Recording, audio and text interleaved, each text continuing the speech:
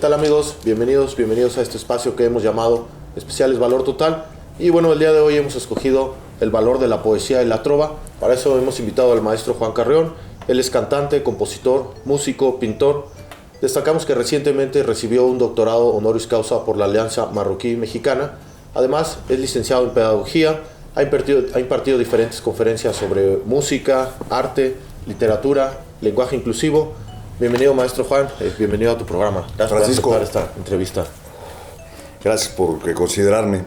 Quiero decir algunas cosas. No soy pintor, Okay. ¿no? O sea, ahí tienen algunos cuadros de los que yo he hecho, pero, y hay algunos he vendido, ¿no?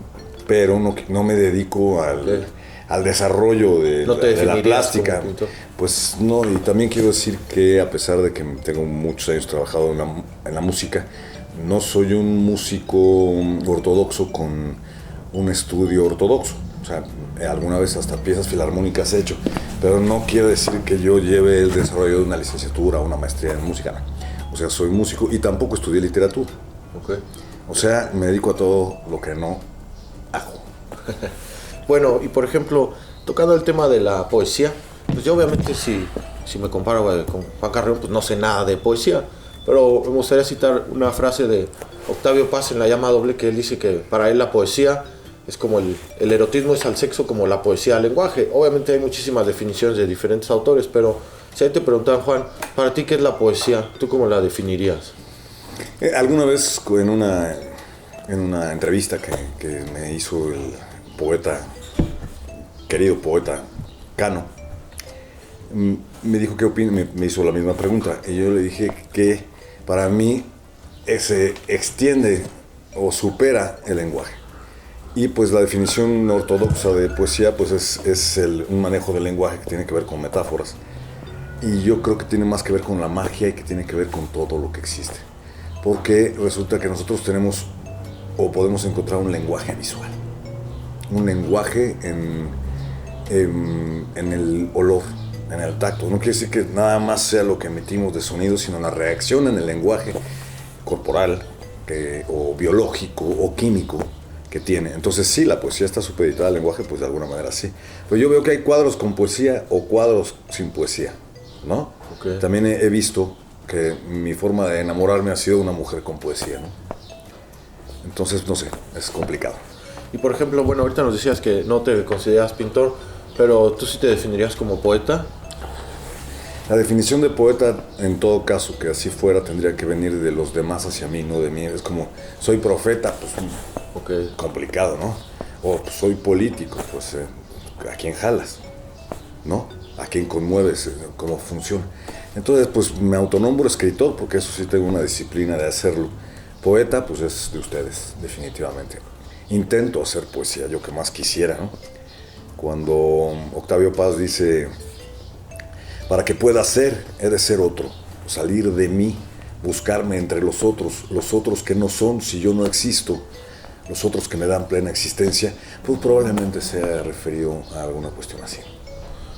Ok, maestro. Bueno, y por ejemplo, otra de las disciplinas en las que has incursionado es la trova. Una pregunta así general, por ejemplo, para la audiencia es, para que algo se considere trova, ¿se refiere que obedece a algún patrón rítmico musical, la canción?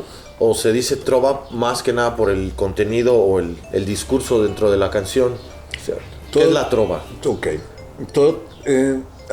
Me hiciste el favor de decirme maestro.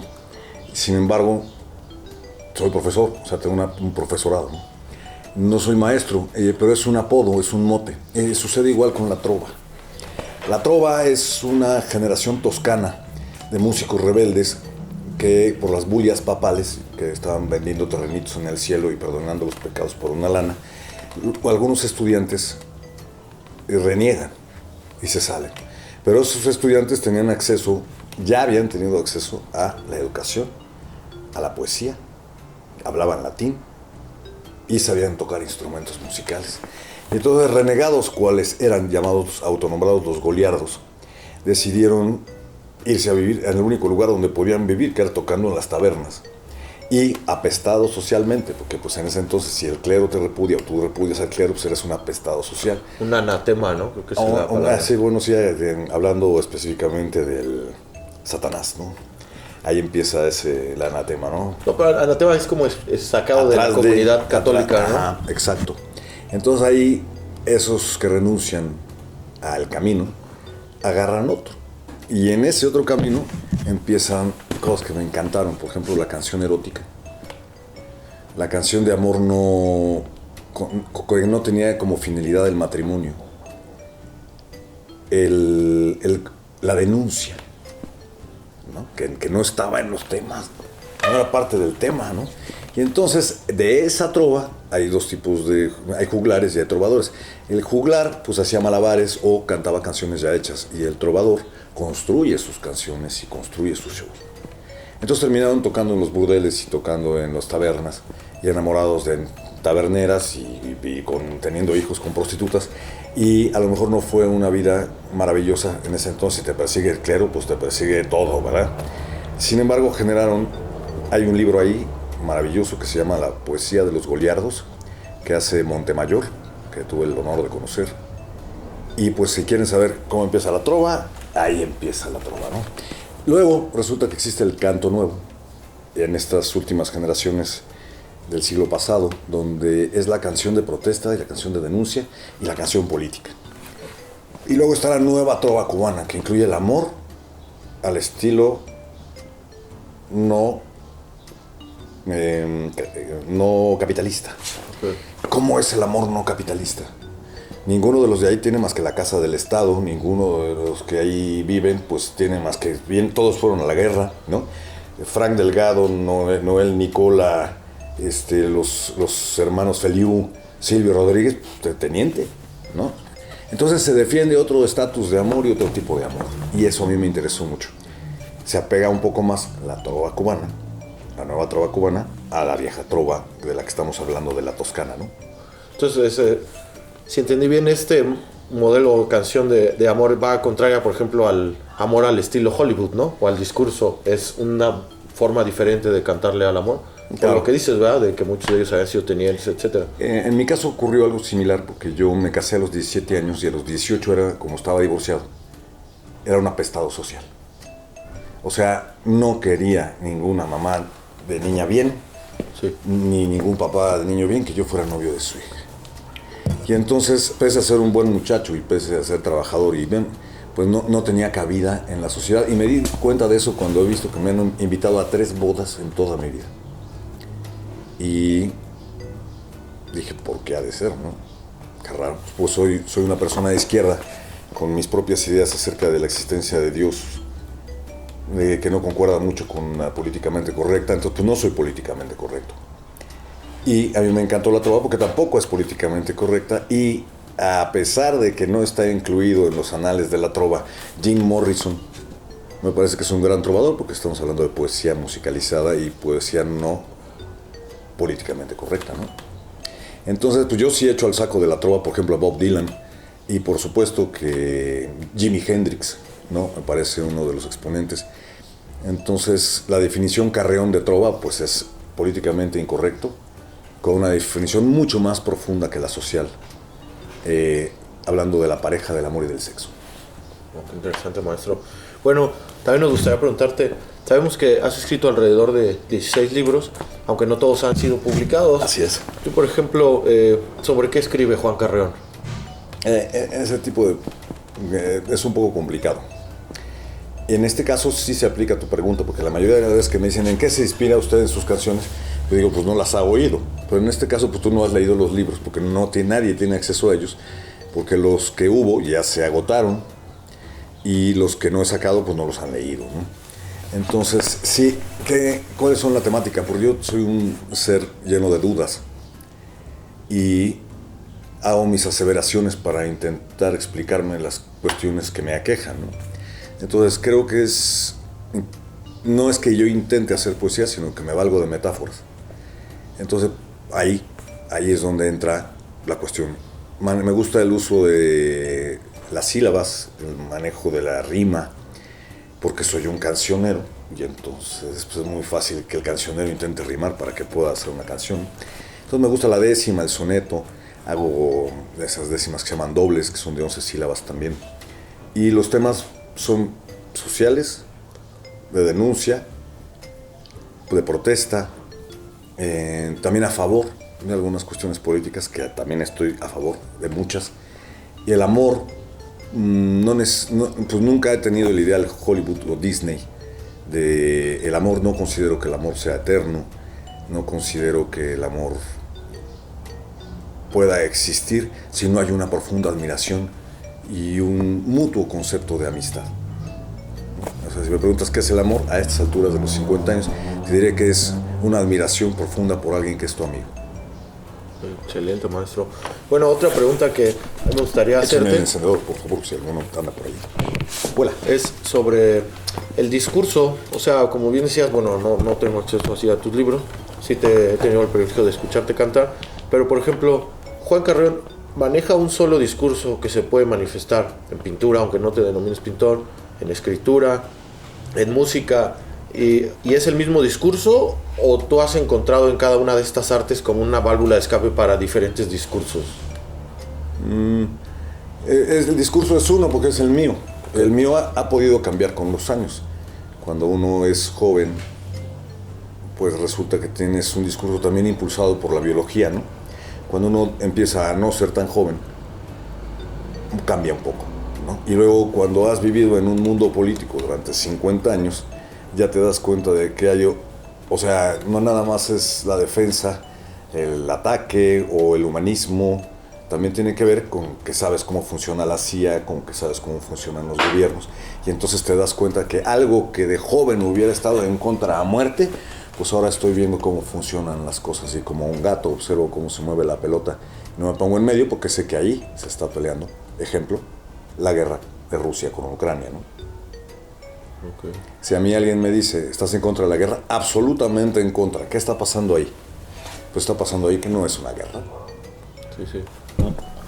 ¿No? Son cuestiones políticas, porque si Rusia atacara a un país como Ucrania, en 24 horas no le dejan ni una piedra arriba de él.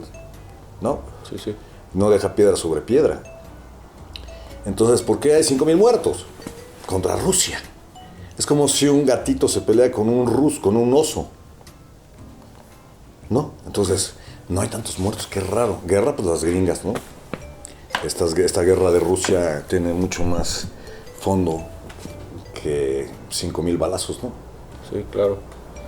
Por ejemplo, sobre un taller que impartiste llamado Poesía para Verte, para 340 personas con el doctor Hugo Gutiérrez, ¿nos puedes comentar acerca de esto? Bueno, el taller, yo tengo 25 años o 27 años dando talleres de literatura.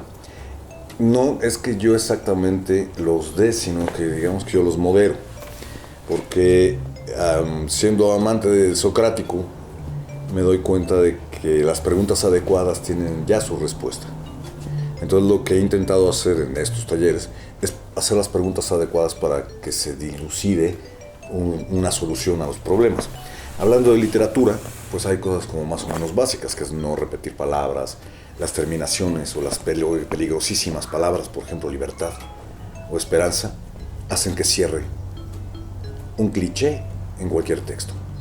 A pesar de que sí soy una persona de izquierda y a pesar de que no estoy tan de acuerdo con las cuestiones pues de la imposición y de la violencia, no estoy de acuerdo con la canción panfleto, ¿no? Eso es lo que no me gustó del canto nuevo, que si no eres socialista, no eres comunista y no hablas de política, entonces no funcionas, pues no funciona. Sí hablo de política, sí soy socialista, pero creo que hay palabras que detonan un cliché y es la palabra libertad, por ejemplo. Se me erizan los cabellos cuando yo mismo escribo. Creo que tengo 2 textos con la palabra libertad y por eso no lo volví a hacer, ¿no? Y también esperanza, por ejemplo, cuesta trabajo. Amor, dolor.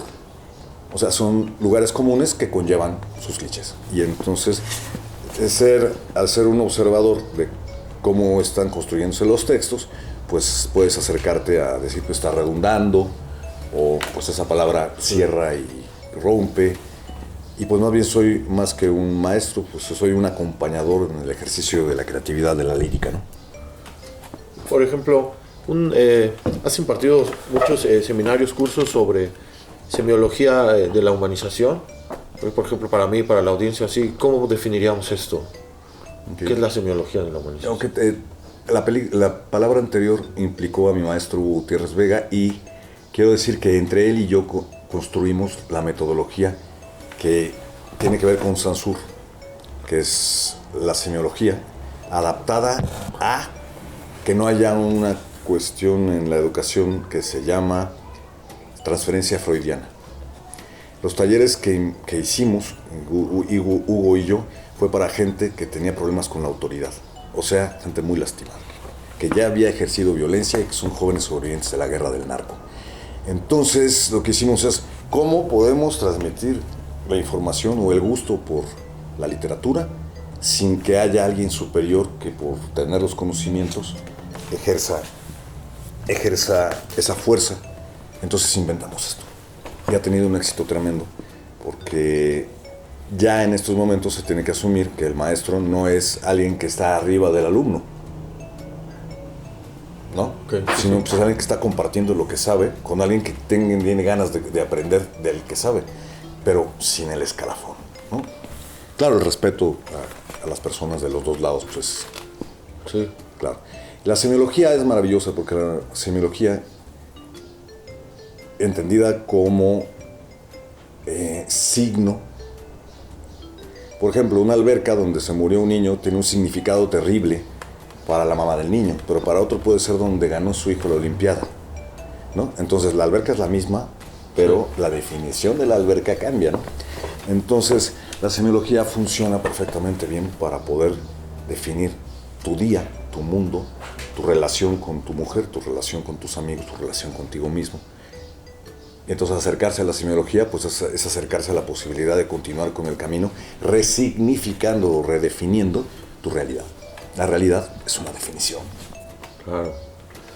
Por ejemplo, maestro, también vimos que impartiste un taller que fue un proyecto Barrio Quinto y El Sótano. Sí. Es un proyecto para jóvenes que estaban en rehabilitación. No tanto en rehabilitación. En Juárez se hace una convocatoria nacional para quien da talleres en Juárez con 340 muertos diarios en la calle. Inmediatamente la mandé. Y a lo que quedaba de mi banda de rock, les dije vámonos, y algunos dijeron vamos, a Juárez, al matadero. Y entonces cuando llego a Juárez, encuentro que los alumnos que estaban ahí por los programas de Sede Sol, pues eran gente que llegaba con su teclado de 25,000 pesos, con su flauta transversa. Y digo, pues estos no son, ¿no? Entonces hicimos lo posible y nos acercamos a los barrios y construimos vínculos con gente en la calle. Y entonces de eso salió que pues, sacaron un disco. La mayoría de los que participaron en los talleres se volvieron músicos. Y también fuimos a Nogales, Tapachula y a otros lugares. Tocamos juntos en Teatro del Norte sus piezas con arreglos filarmónicos. Y entonces inmediatamente me corrieron, porque yo conocí a la persona que tenía la dirección de la orquesta y pues yo junté a las personas, pero excedía el movimiento tan chiquito, la presentación del movimiento. Y entonces me dediqué a hacerlo de forma personal. Y también regalamos 30,000 libros que hicimos Hugo Gutiérrez Vega y yo en formato japonés para que pudieran hacer rap a Quevedo, rap a Sor Juana, y para que pudieran tener un acercamiento a la música con libertad, ¿no? Ok, qué interesante, maestro. Y por ejemplo... no eran jóvenes en rehabilitación, eran gente que le habían pasado unas desgracias horribles. Okay. Resulta que todos estamos en rehabilitación, si lo vemos de esa manera, ¿no? Sí, sí. Ellos tuvieron el destino de vivir en un lugar que sigue siendo macabro, ¿no?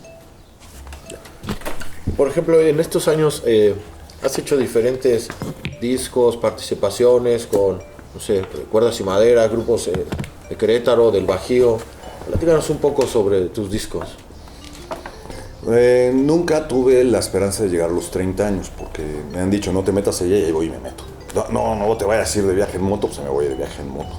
No te vayas a atravesar el mar sin dinero, me atraveso el mar sin dinero. O sea, he sido un Contreras y no le he tenido apego a la vida, porque me parece que las personas que le tienen apego a la vida la pierden.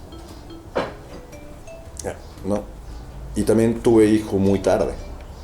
Mi mamá era autosuficiente, todavía tiene su trabajo y está luchando en él. Y Entonces en ese momento pues nadie dependía de mí. Yo dije, voy a sacar los discos, pero odio los estudios de grabación. Entonces el primer disco que hice, Javier Bosques sacó un cable desde el estudio al escenario para grabarlo en vivo.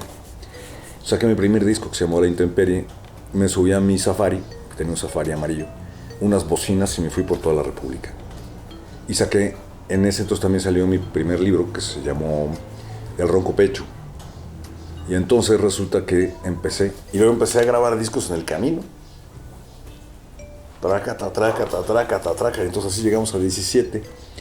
Ahorita viene el 18. Y pues las participaciones han variado en relación a las personas que me encontré en mi camino, ¿no? Hay unos famosos, hay unos no famosos, pero siempre han sido personas con alma que tengan interés no tan convencional. Intereses no tan convencionales, ¿no? Hay quien ha hecho canciones mías hasta con trance y con punchis, punchis, punchis, punchis. O sea, ha habido una bola de locos, ¿no? Orquestaciones filarmónicas para temas extraños. Como Tito Heiser hizo el arreglo para una canción que se llama Dame tu corazón. O sea, ha habido de todo ahí, ha habido de todo. Sí.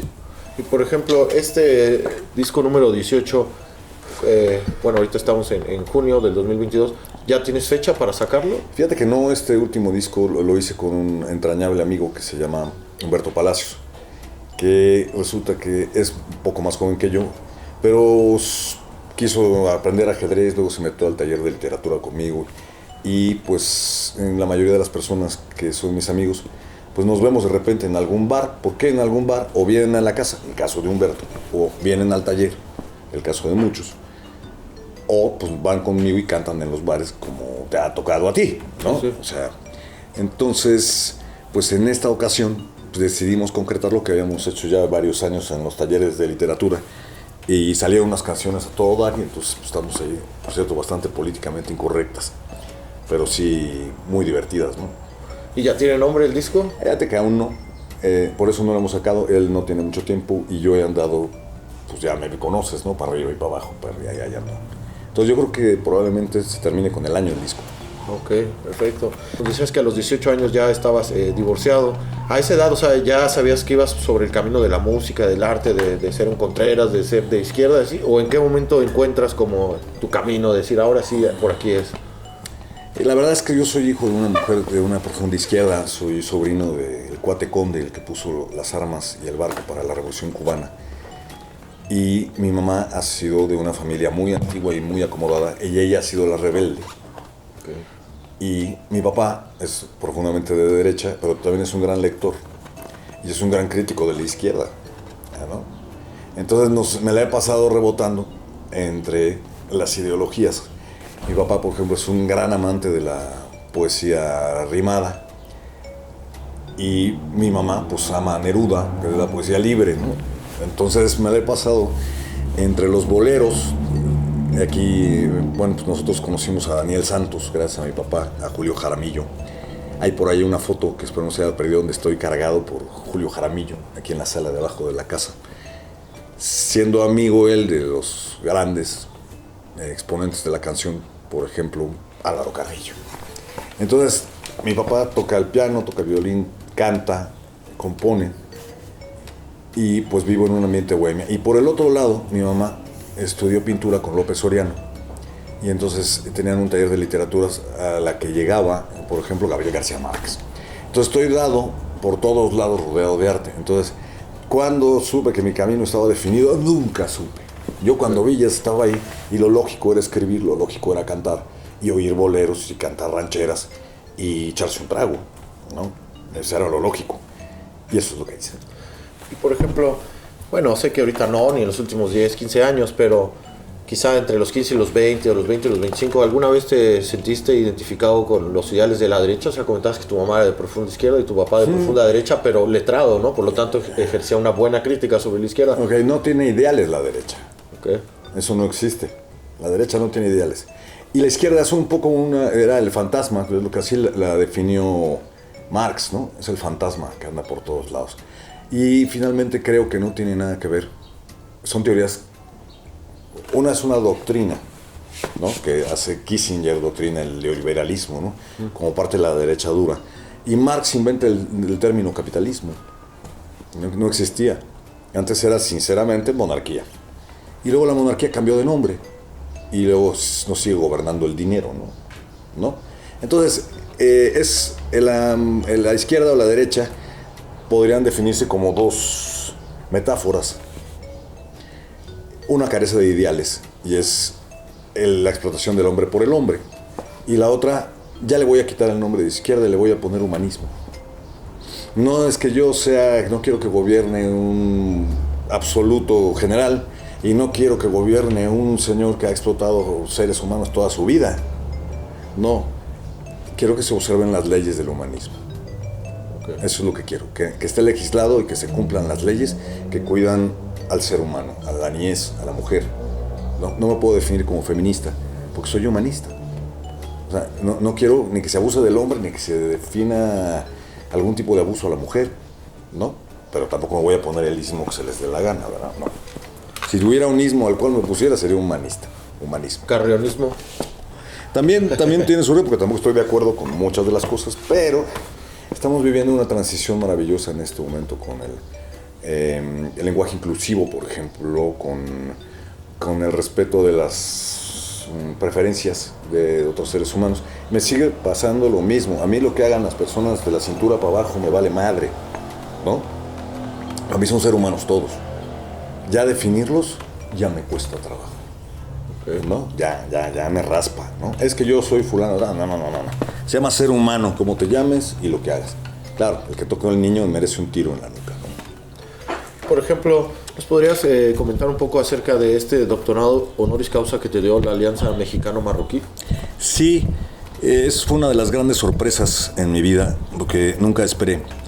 Cuando trabajé en Sedesol y antes de trabajar en Sedesol, yo he dado muchos talleres gratis y aprovechando los viajes de conciertos, me iba a donde me solicitaban, si era una cárcel, un centro de desintoxicación o anunciaba los talleres un día antes de que diera el concierto o un día después. Entonces me la pasé dando talleres que no tenían nada que ver con una cuestión de lucro.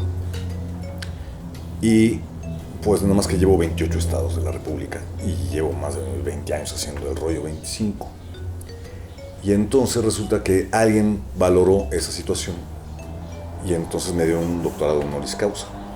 Me hizo favor de entregármelo la rector de la universidad, García, Teresa García, a quien pues le agradezco mucho. Y pues lo gestionaron y lo otorgaron la Alianza México-Marroquí Mil Mentes por México. Yo nunca esperé tener en la vida un doctorado, porque tampoco nunca esperé en la vida pues que me pasaran todas las cosas que me han pasado. O sea, son sorpresas. Y fue una buena broma además. Estos baúles, y esto los hago yo. Estaba yo lijando un baúl cuando me llama el 28 de diciembre.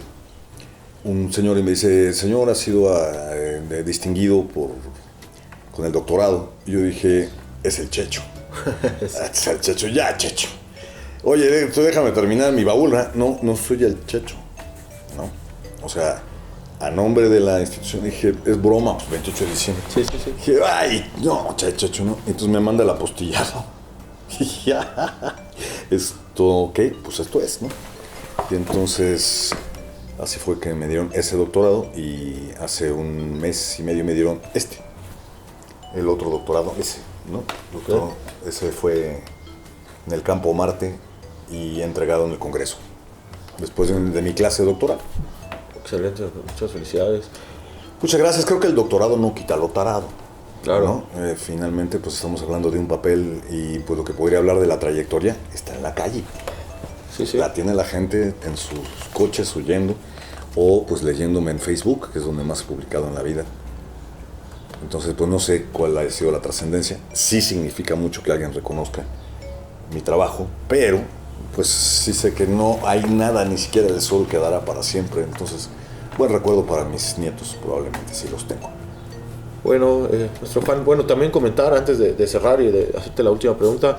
Regularmente tocas en un lugar que se llama Donatella, Cocina Urbana. De hecho, hoy hay presentación de tangos, pero regularmente cada, semana o cada 15 días Si alguien desea contactarte, haces presentaciones así, si alguien desea contactarte, puedes dar tu número. Sí hago, aquí ocurren varias cuestiones, por ejemplo el Donatella, no nada más es Donatella, es el único lugar donde se está cantando trova. Okay. Y entonces ya teníamos el Portón de Santiago, ya se nos fue, teníamos cuadros, teníamos la Catrina maravillosa de mi amigo Carlos Batista, que además pues, es un gran escritor. Y pues ya no hay la alternativa para ir a un lugar donde solo se escucha trova. Y hay unas mezclas que son interesantes. En el Donatella, por ejemplo, el otro día me fui a escuchar swing, ¿no? Llegaron unos yaceros. Sí se mezcla porque es cultura.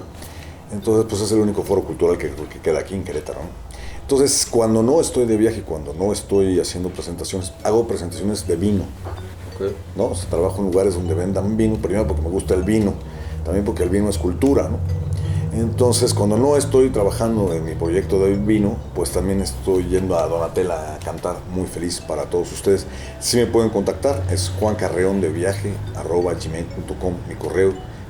Mi teléfono es 442-460-7350. Me tardo en contestar. Mejor mándenme mensaje, porque generalmente estoy hecho un loco con el teléfono y hoy por eso lo fui a conectar y ya no lo tengo aquí, porque si no, estaría duro. Okay. Bueno, y finalmente nos gustaría hacerte una pregunta. Si hay alguien, un joven, no sé, de 18, así como estabas tú, que igual quiere incursionar un poco en pintura o en música, pero que no sabe su camino, ¿qué mensaje o consejo le darías a este tipo de jóvenes, que no sé si podríamos llamarlos futuros trovadores, compositores, cantautores, pero qué mensaje les mandarías? Me creo que voy a morir de hambre. He padecido hambre, he de reconocerlo. Y puede ser que te margine un sector de tu familia. Me ha marginado cierto sector de la familia. Pero creo que hay una cuestión. Ningún crítico hace nada por ti. Okay. Oh, pues excelente consejo. Entonces, pues haz lo que puedas, lo mejor que puedas, y no sé si sea como para que te arranques y dejes de trabajar. O sea, mi decisión tiene que ver con mi vida, ¿no? Y no fue una decisión, yo nací así, ¿no? O sea, es lo que se hace en la casa. No, mi mamá es una rebelde. Entonces, yo no nací con, me van a criticar, pues ya sabía, porque mi mamá fue muy criticada, ¿no? Yo ya sabía que la libertad conlleva críticas. No creo que tenga nada que ver dedicarte a cantar con la libertad. O hasta dedicarte a escribir con la libertad. Creo que es ejercer tu humanidad. Entonces te vas a expresar de algún lado, está muy bien. Yo creo que si te vas a un bar a pararte en la mesa a decir pum, pum, pum, pues está padre, pero eso no tiene nada que ver con la libertad. Luego se confunde con el alcohol, las drogas o los viajes, ¿no? Y pues no, la libertad debe, para que sea ejercida, pues encontrarse en uno mismo, y eso tiene muy poco que ver con hacerle caso y quedar bien con los demás, ¿no? Creo que un artista, no hay nada más parecido a un artista que un delincuente, ¿no? Porque un delincuente con límites no es un delincuente, y un artista con límites no es un artista. Entonces, ¿qué es? Conocerte, cuestionarte, resolverte, asumir el lugar que tienes en el mundo, asumir tus guerras, las que te tocan, pelearte en ellas, ganar o perder, igual el amor, ¿no? Pues te puedes quedar en la fila de los que llevan las flores o esperarla en los tacos al final del antro, ¿no?